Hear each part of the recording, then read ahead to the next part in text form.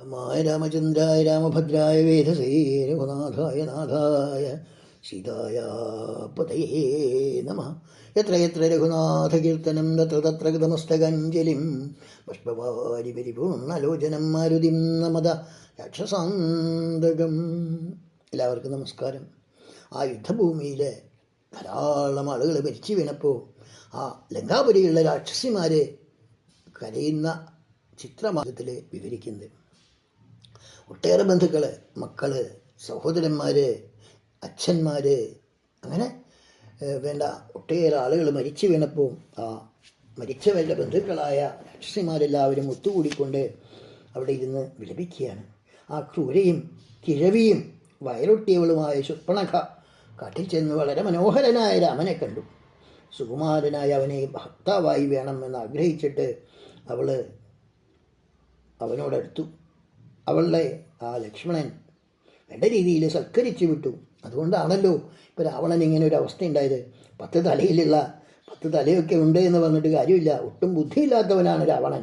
അതുകൊണ്ടാണ് ആ സീതയെ മോഷ്ടിച്ച് ഇവിടേക്ക് കൊണ്ടുവന്നത്. കരുത്തനായ രാമനോട് തീരാത്ത പക ഉണ്ടാക്കിയതുകൊണ്ട് ജനകപുത്രിയായ സീതയെ കിട്ടുമെന്നാണ് അദ്ദേഹം മോഹിക്കുന്നത്. പക്ഷെ അതൊരിക്കലും സാധിക്കില്ല. സീതയെ പിടിക്കാൻ ശ്രമിച്ച വിരാധൻ്റെ കഥ നമുക്കറിയാമല്ലോ. ആ വിരാധനെ രാമൻ ഒറ്റയ്ക്കാണ് വധിച്ചത്.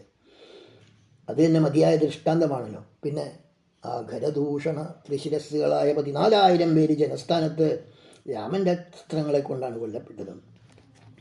1000 കണ്ണൻ്റെ മകനും കരുത്തനും മലിക്കത്തവനുമായ ബാലിയെയും, ഇന്ദ്രപുത്രനായ ബാലിയെയും രാമൻ തന്നെയാണ് കൊന്നത്.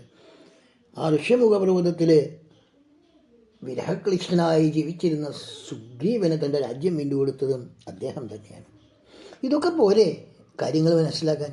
ഇതൊക്കെ കേട്ടിട്ടും ബുദ്ധിയില്ലാത്തവനെ പോലെ ചെയ്യുന്നത് എന്തിനാണ്? എല്ലാ രാക്ഷസന്മാർക്കും ഹിതകരവും ധർമാർത്ഥസംഹിതവും യുക്തിയുക്തവുമായ കാര്യമാണ്. രാക്ഷസവംശത്തിനെ രക്ഷിക്കാൻ വേണ്ട ഉപായമാണ് ആ വിഭീഷണൻ പറഞ്ഞത്. പക്ഷെ അത് കേട്ടിട്ടും രാവണന് മനസ്സിലായില്ല. രാവണൻ അവനെ സ്വന്തം നാട്ടിൽ നിന്ന് അട്ടിയൊടുക്കുകയാണ് ചെയ്യുന്നത്.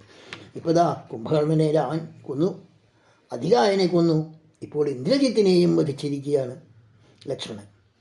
എൻ്റെ മകൻ, എൻ്റെ സഹോദരൻ, എൻ്റെ ഭർത്താവ്, ഇങ്ങനെ ഓരോരുത്തരെയും ഇവിടെ കൊല്ലപ്പെടുകയാണ് ചെയ്യുന്നത്. രാമൻ്റെ രൂപം കൊണ്ട് നമ്മളെ കൊല്ലുന്നത് ശിവനോ വിഷ്ണുവോ ഒക്കെ തന്നെയാണ് എന്ന് നമുക്ക് പറയാൻ കഴിയുമെന്നാണ് തോന്നുന്നത്. രാമനാലെ ഭർത്താക്കന്മാർ കൊല്ലപ്പെട്ട് ജീവിതത്തിൽ ആശയറ്റവരായി നമ്മൾ മാറിയിരിക്കുകയാണ്. ദേവന്മാർക്കോ ഗന്ധർവന്മാർക്കോ രാക്ഷസന്മാർക്കോ ആർക്കും തന്നെ നമ്മളെ രക്ഷിക്കാൻ കഴിയില്ല. ഓരോ സമയത്തും പല പല ദുർനിമിത്തങ്ങൾ ഇവിടെ കാണുന്നുണ്ട്. ഇതിൽ നിന്നൊക്കെ മനസ്സിലാക്കാവുന്നത് രാമനാൽ കൊല്ലപ്പെടുമെന്ന് തന്നെയാണ്. ആ ബ്രഹ്മദേവൻ കൊടുത്ത വരൻ പോലും ദേവദാനവ രാക്ഷസാദികളിൽ നിന്ന് രക്ഷയേ ഉള്ളൂ, മനുഷ്യനിൽ നിന്ന് രക്ഷപ്പെടാൻ കഴിയും എന്ന് പറഞ്ഞിട്ടില്ല. അത് ഒരു ബുദ്ധിയില്ലാത്തവനായതുകൊണ്ട് രാവണൻ അത് ആവശ്യപ്പെടുകയും ചെയ്തില്ല. അപ്പോൾ തീർച്ചയായിട്ടും ആ രാവണനെ കൊല്ലാൻ വേണ്ടി തന്നെയാണ് അദ്ദേഹം, ഭഗവാൻ വിഷ്ണു, മനുഷ്യരൂപത്തിൽ അവതരിച്ചിരിക്കുന്നത് എന്ന് നമുക്ക് തോന്നുന്നു. ഇന്ന് തൊട്ട് ഇവിടെയുള്ള എല്ലാ രാക്ഷസന്മാരും അതുപോലെ ദാനവന്മാരുമൊക്കെ ഭയപ്പെട്ട് തന്നെ സഞ്ചരിക്കേണ്ടി വരും എന്ന് ആ